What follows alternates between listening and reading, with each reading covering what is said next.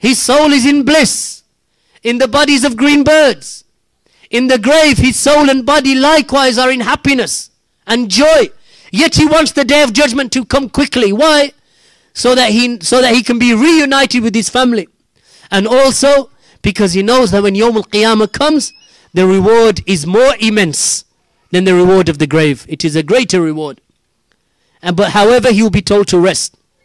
And then of course there is that which occurs to those who commit crimes and commit sins. Then when their soul is removed from the body, I won't go into the detail, but it is more or less the same.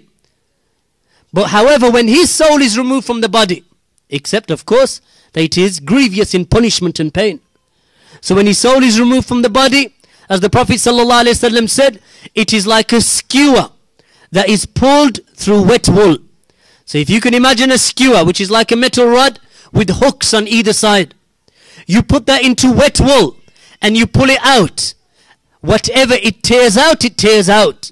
So the Prophet ﷺ says, the Prophet ﷺ informed us that the soul, it retreats within the body because it knows when the angel of death calls upon him, "Oh wicked soul, oh wretched soul, come out to the anger and the punishment of your Lord." So the soul will retreat itself into the body. So then it will be dragged out of the body just like a skewer is dragged out of wet wool.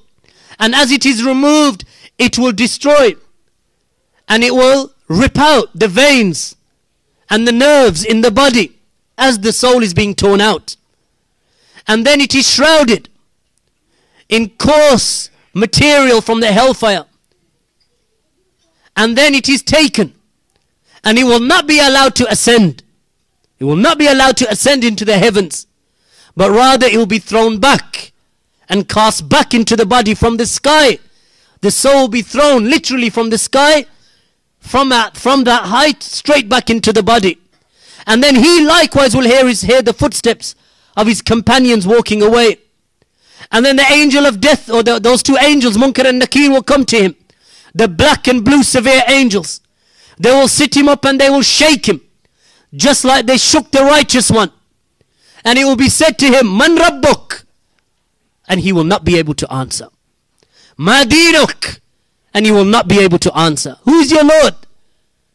If he was a kafir, if he was an unbeliever, a hypocrite, a grave sinner from amongst the Muslims, then he will not be able, he will not be given that ability for that ease and that goodness in the grave. So when it is said, "Man Rabbuk?" he will say, "Ah," because he will not be able to answer. When it is said to him, "Ma Dinuk?" what is your religion? He will say, "Ah," not being able to answer. And then he will say, "I heard the people saying something, so I used to repeat it. I used to hear the people saying something, so I used to repeat it." How many Muslims do you find today?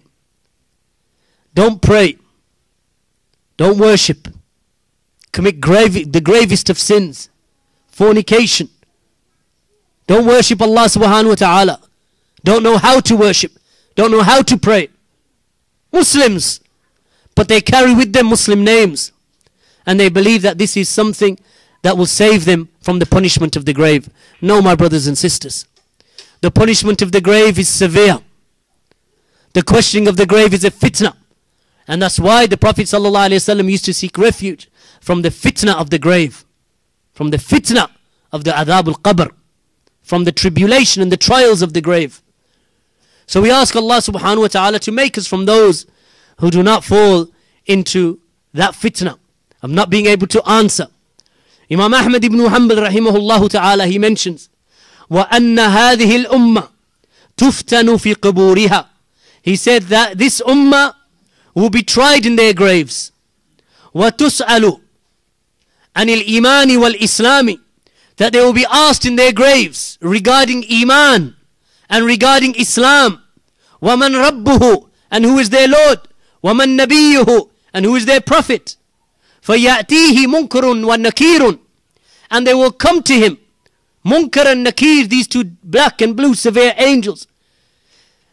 And then he mentions at the end of it, كَيْفَ شَاءَ Allah Azza wa Jal wa kayfa arad. He said, and this will occur in whatever manner that Allah wills, in whatever way that Allah wills and Allah desires. وَالْإِيمَانُ بِهِ وَالتَّصْدِيقُ بِهِ. And we have iman in it, and we have tasdeeq in it. So there is no doubt, my brothers and sisters, that this is something that we need to pay attention to. Then the scholars have mentioned with regard to the punishment of the grave. The punishment of the grave, is it just upon the soul or the body and soul? Is it just upon the soul? Because obviously when you open up the graves, you see the body decaying, bones crushed, decayed, dust over decades. So is it that that body will be punished, or is it just the soul that will be punished? Then the scholars have discussed this affair.